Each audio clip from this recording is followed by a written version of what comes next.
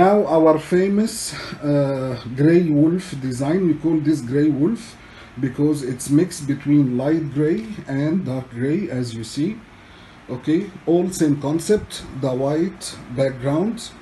Okay, the very lightweight, as we see. Okay, same size, 200 by 300 centimeters. Okay, amazing, very light. Again, very light. This is the thickness and this is the color.